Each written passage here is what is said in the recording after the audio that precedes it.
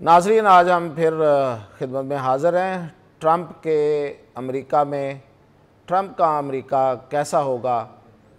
اس کا اندازہ فوری طور پہ لگانا مشکل ہے کسی نتیجے پہ پہنچنے پہ، لیکن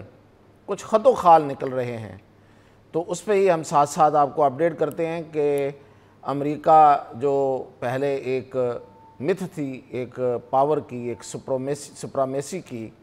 ایک سپر پاور کی، ایک سول سپر پاور آن ارتھ کی، جب سے USSR جو ہے وہ بریک ڈاؤن ہوا تھا، وہ متھ اب نہ صرف ٹوٹ رہی ہے بلکہ بکھر رہی ہے، منتشر ہے، اور وہ یہ کہاں پہ جا کے رکے گا یہ سلسلہ، یہ تو خیر ابھی کہنا مشکل ہے، لیکن یہ کہ ہم اس کی ساتھ ساتھ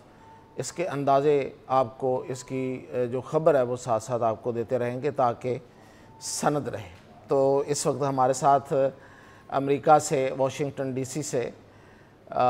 طارق مرید موجود ہیں۔ ان کی امریکہ کی اس جو کچھ ہو رہا ہے اس وقت، اتار چڑھاؤ، اس پہ بھی نظر ہے اور گہری نظر ہے۔ تو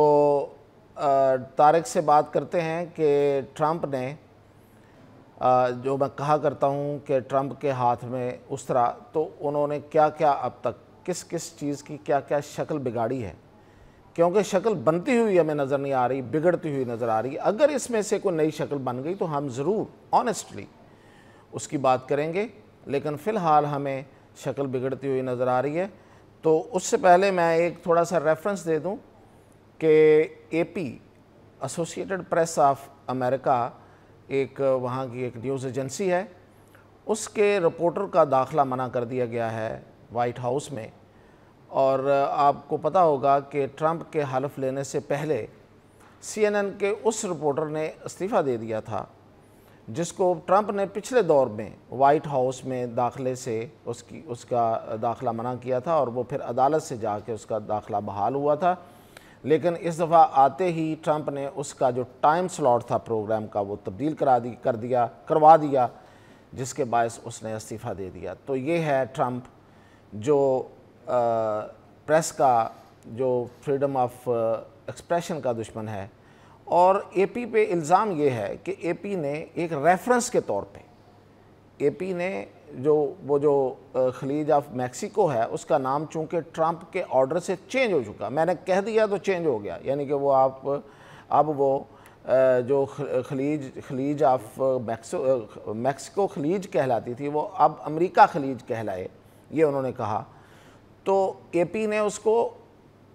میکسیکو خلیج نہیں کہا، انہوں نے صرف ریفرنس کے طور پہ کہا کہ یہ جو پہلے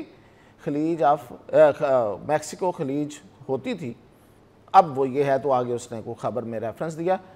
تو اس پہ ٹرمپ نے غصہ کیا اور انہوں نے کہا کہ انہوں نے آگے وضاحت دی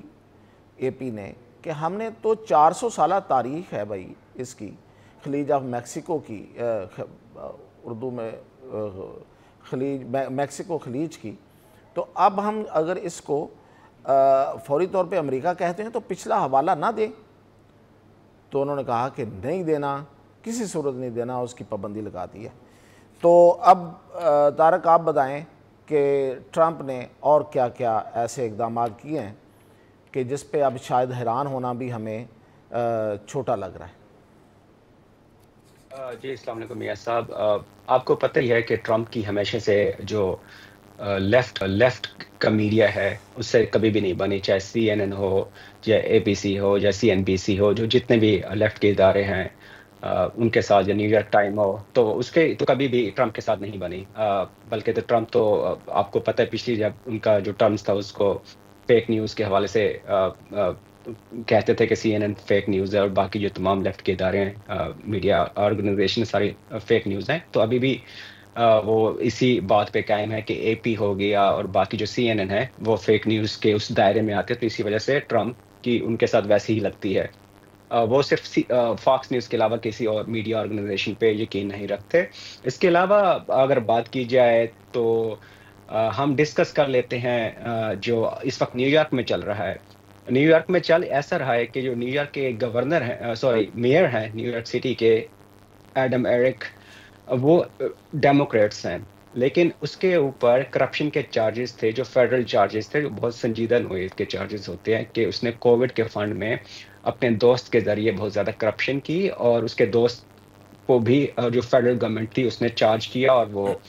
اس وقت سزا بھگت رہے ہیں۔ تو اب یہ ہوا کہ اس نے چالاکی یہ کہ جو میئر ہے نیو یارک کا، وہ جا کے ٹرمپ سے جا کے ملا اور کہا کہ بھئی ٹرمپ صاحب، میں آپ کی جو آئس ہے، جو انفورسمنٹ پولیس ہے، جو اور دیگر جو فیڈرل ایجنسیز ہیں امیگریشن کے کرائم گراؤنڈ کے حوالے سے جو کام کر رہی ہیں، ان کے ساتھ میں کھل کے تعاون کروں گا، جتنے بندے آپ کو چاہیے میں آپ کو حوالے کروں گا، لیکن آپ ایسا کریں کہ میرے خلاف جو چارجز ہیں وہ ڈراپ کر دیں۔ تو ٹرمپ کی جو جسٹس ڈپارٹمنٹ ہے، جو محکمہ ہے انصاف ہے، اس نے ایسا کیا کہ اس کے جو خلاف چارجز تھے، فیڈرل چارجز تھے، وہ ڈراپ کر دیے، کل ہی کیے۔ تو اس کے بعد ایک ریئیکشن یہ آیا کہ جسٹس ڈپارٹمنٹ کے اندر جو پروسیکیوٹرز تھے، جو اس سارے ایشوز کو دیکھ رہے تھے یا شواہد اکٹھے کر رہے تھے، اور ان کے مطابق کرپشن کے ناقابل تردید شواہد تھے، وہ سارے اب استعفیٰ دے کے جا چکے ہیں۔ اب جسٹس ڈپارٹمنٹ میں ایک کیوس سا سین مچا ہوا ہے، وہاں پہ جو آپ کو پروسیکیوٹرز ہیں وہ اب کام کرنے کے لیے مل ہی نہیں رہے۔ تو یہ ایشو ہے اس کے آنے سے، ٹرمپ کے آنے سے ہوا کیا ہے نیو یارک سٹی میں، اور جو جسٹس ڈپارٹمنٹ ہے اس کے اندر کیا چل رہا ہے۔ تو یہ ساری سچویشن، اس کے علاوہ بھی جو اگر ہم بات کریں جو اوورال جو امیگریشن کی جو کریک ڈاؤنس چل رہے ہیں وہ اس وقت پیک پہ ہیں۔ تو انہوں نے ایک نیا فارمولہ ٹرمپ انتظامیہ نے یہ نکالا کہ اگر ہم روزانہ فلائٹس لے کے ان امیگرینٹس کو ان کے اپنے ملکوں میں چھوڑیں گے تو ٹائم لگے گا۔ تو انہوں نے ایک معاہدہ کیا ہے پاناما کے ساتھ کہ امیگرینٹس جتنے بھی ہیں، چاہے وہ جس ملک کے بھی ہیں، پاکستانیز ہیں، انڈینز ہیں، میکسیکو کے ہیں، وہ اٹھا کے ایک جہاز میں بٹھاتے ہیں اور ان کو پاناما چھوڑ کے آ رہے ہیں۔ تو پاناما پھر بعد میں ان کو ان کے اپنے ملکوں میں ڈیپورٹ کرے گا۔ تو اس سے یہ ہوگا کہ جو ان کی ایفیشنسی ہے، جو روزانہ امیگریشن جو انلیگل امیگرینٹس ہیں ان کو ڈیپورٹ کرنے کی، وہ 3-4 گنا بڑھ جائے گی۔ تو اس وقت تو امریکہ میں صورتحال ایسی ہی چل رہی ہے کچھ۔ جی ٹھیک ہے، آپ وہ مختصراً وہ بھی بتائیے جو اٹامک پروگرام کے لوگوں کو جو انہوں نے لے آف کیا ہے۔ جی بالکل، اس وقت بڑے لیول پہ ایک لے آف چل رہا ہے وفاقی حکومت میں، اور یہ امریکہ کی تاریخ میں پہلی دفعہ ہوا ہے کہ جو فیڈرل جابز ہیں وہ لے آف ہو رہی ہیں، امپلائز کو لے آف کیا جا رہا ہے۔ جس علاقے میں موجود ہوں، ورجینیا، اور یہ ڈی سی کا علاقہ کہلاتا ہے ڈی ایم وی، کیونکہ یہاں پہ فیڈرل امپلائز کی اکثریت ہے، تو اس علاقے میں جو پراپرٹیز کی قیمتیں ہیں، گھروں کی قیمتیں، وہ مہنگی رہتی ہیں، کیونکہ یہاں پہ فیڈرل امپلائز رہتے ہیں۔ فیڈرل امپلائز کا مطلب یہ ہے کہ اسٹیبل انکم، کے لوگوں کو یقین ہے کہ تنخواہ ملنی ہے۔ جو باقی ٹیک کی کمپنیز وہاں لے آف چلتا ہے، یہاں نہیں چلتا۔ تو یہاں اس لیے گھروں کی قیمتیں جو کافی ہیں وہ سٹیبل رہتی ہیں۔ تو اب جب فیڈرل گورنمنٹس کے امپلائیز کو لے آف کرنا شروع کیا، تو یہاں ان کی گھروں کی قیمتیں بھی یہاں تھوڑی بہت متاثر ہونا شروع ہوئی ہیں۔ تو بتایا یہ جا رہا ہے کہ 2 لاکھ کے جو قریب جو فیڈرل امپلائیز ہے اس کو اس نے فارغ کرنا ہے، اور اس میں فوج کے اندر بھی لوگ ہیں جن کو فارغ کرنے جا رہے ہیں، لے آف کرنے جا رہے ہیں۔ اس کے علاوہ جو آپ نے جس طرح ذکر کیا، جو ان کا جو نیوکلیئر پروگرام ہے، جو ایٹم بم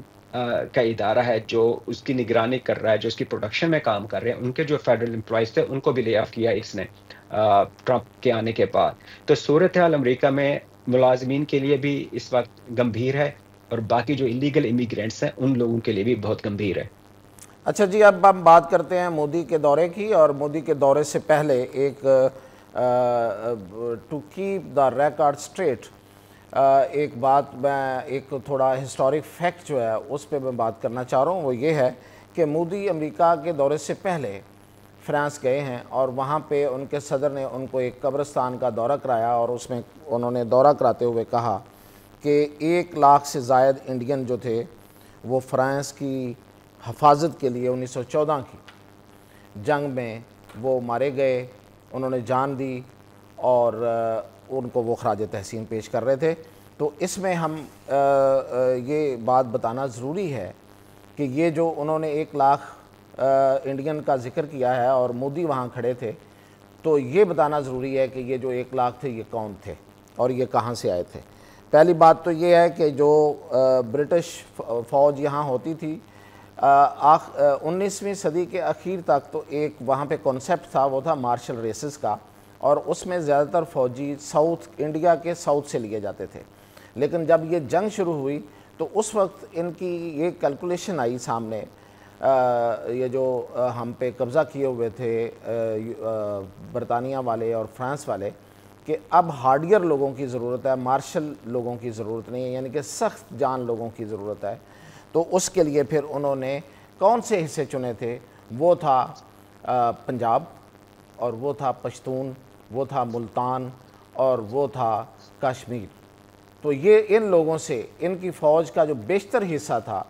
جو وہاں پہ جن کا یہ ریفرنس دے رہے ہیں، اور مودی وہاں کھڑے ہو کے کوئی بڑا پراؤڈ فیل کر رہا ہے، اور لیکن یہ سارے کے سارے یہاں کے لوگ تھے. اس میں تھوڑی سی اگر میں آپ کو ڈیٹیل بتاؤں تو وہ یہ تھے کہ آدھے پنجاب سے تھے، اس میں ہاف آف دا آرمی جو اس وقت تھی وہ پنجاب سے تھی، 1/6 اس میں پٹھان اور گورکھا تھے، اور تیسرا حصہ جو تھے وہ باقی ہندوستان سے لیے تھے. تو جو وہاں پہ جنہوں نے، اور اس کی اگر ثبوت کے طور پہ بتایا جائے تو 13 آبادی جو پاکستان میں ہے اس وقت وہاں، تو اس میں اس سے ایک بیر دست آفریدی تھے جن کو وکٹوریہ کراس ملا تھا، اور دوسرا بندہ جس کو وکٹوریہ کراس ملا تھا وہ چکوال سے خداداد خان تھے. تو اس طرح اگر یہ اس کا بہت لمبی ڈیٹیل میرے پاس ہے، لیکن یہ بہت ٹائم لگ جائے گا اور بورنگ ہو جائے گا، لیکن میں مختصراً بتا دوں کہ اس میں جو جن لوگوں نے پرفارمنس دی، جو لوگ وہاں شامل تھے، جنہوں نے جا کے جانیں دیں اپنی، ان میں میں نے جیسے بتایا کہ پنجابی بڑی تعداد میں تھے، سکھ بھی تھے، مسلمان بھی تھے، اور سکھوں سے زیادہ مسلمان تھے، اور سکھ دوسرے نمبر پہ تھے، اس کے بعد پٹھان تھے، اور پھر اس میں ملتان کے لوگ یہ تھے، اور بھوپال سے ایک کمپنی تھی جس کو انہوں نے کہا کہ سب سے پور پرفارمنس اس کمپنی کی تھی، اس ریجمنٹ کی تھی جو بھوپال سے، جو اس وقت مدھیہ پردیش ہے، اس کو کہا گیا تھا. تو یہ اس چیز کو مد نظر رکھا جانا چاہیے. اگر ہم مختصراً اس پہ بات کریں، اس کا کنکلوژن نکالیں، تو وہ کچھ یوں بنتا ہے کہ یہ جو ورلڈ وار 2 ہے، اس میں سب سے بڑا حصہ جو ہے جو ہمارے فوجیوں کا تھا وہ پنجاب سے تھا، اور اس کے بعد جا کے یہ پٹھانوں کا اور باقیوں کا بنتا ہے. تو اس لیے مودی اس کا کریڈٹ نہ لے تو زیادہ بہتر ہے. یہ کریڈٹ بنتا یہ نہیں بنتا، یہ ایک علیحدہ بحث ہے، لیکن ان لوگوں نے جانیں دی ہیں، اور اس جنگ میں گو کہ فرانس اور برطانیہ جو یہ بلاک تھا اس کو نقصان ہی اٹھانا پڑا تھا، لیکن ان کی حفاظت میں ان لوگوں کا ایک رول ہے. اور جس پہ یقین رکھتا ہے، جن اپنی ہندتوا والی سوچ پہ مودی، وہ اس میں نہیں ہے. تو اب آگے بڑھتے ہیں. بتائیے طارق مرید کہ مودی کا دورہ کیسا رہا؟ مودی کا دورہ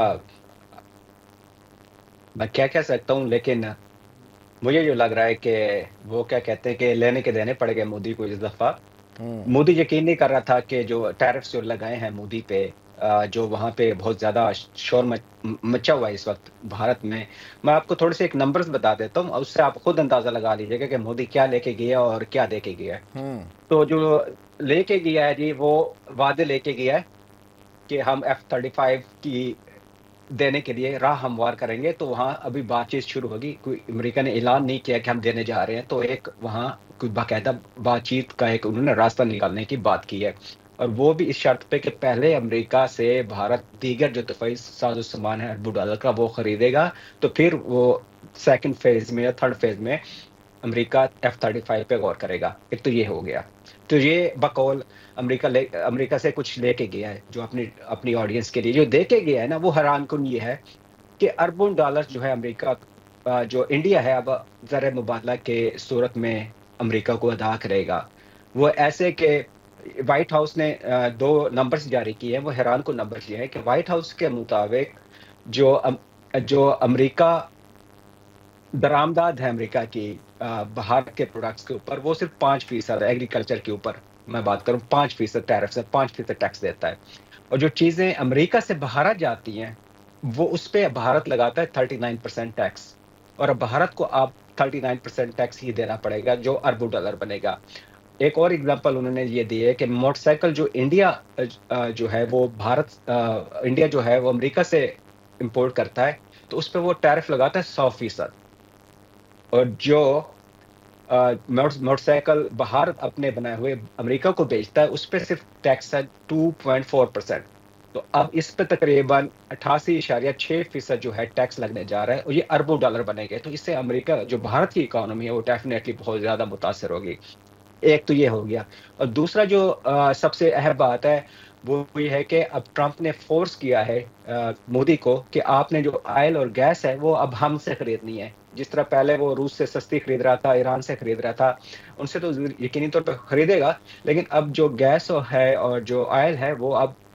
ٹرمپ نے یہ فورس کیا، جو مودی نے یقین دہانی بھی کرا دیا کہ اربوں ڈالر کی وہ اب امریکہ سے خریدے گا، اور یقینی طور پر اس کی جو کاسٹ ہوگی شپنگ کی وہ بھارت کو ادا کرنی پڑے گی، اس کے اوپر جو ٹیکس ہوگا وہ ادا کرنا پڑے گا۔ تو اس وقت جو سچویشن تو یہی ہوئی کہ بھارت کو جب اس نے میٹنگ جو ایک مشترکہ پریس کانفرنس تھی اسی دوران اس نے کہا کہ یہ ٹیرف کہیں گے، اس کا مطلب یہ تھا کہ یہ ٹیرف اس کو لگانے تو آتے ہیں لیکن دینے نہیں آتے، تو اب میں اسے ٹیرف وصول کروں گا۔ ایک چیز مزے کی چیز میں آپ کو میاں صاحب بتاتا چلو، کیونکہ میں اس پریس کانفرنس کو بہت قریب سے دیکھ رہا تھا۔ بھارتی جو صحافی ہیں ان کی ایک عادت ہے کہ وہ ایک سوال پھینکتے ہیں اور اس کوشش یہ کرتے ہیں کہ اس کے اوپر کوئی جواب ایسا آئے گا جو بھارت کے مفاد میں آئے گا۔ تو انہوں نے کئی اس طرح کی اٹیمپٹس کی اس جو پریس کانفرنس کے دوران۔ مثال کے طور پہ انہوں نے ایک سوال کیا کہ بنگلہ دیش کے جو اندر رجیم چینج ہوا اس کے پیچھے امریکہ کی جو ایک ڈیپ سٹیٹ تھی، پچھلی حکومت ہے، وہ انوالو تھی۔ تو وہ یہ سوچ رہے تھے کہ ٹرمپ اس پہ کوئی بیان داغیں گے جو بہت بڑی ایک بریکنگ نیوز بن جائے گی بنگلہ دیش کے حوالے سے۔ تو ٹرمپ نے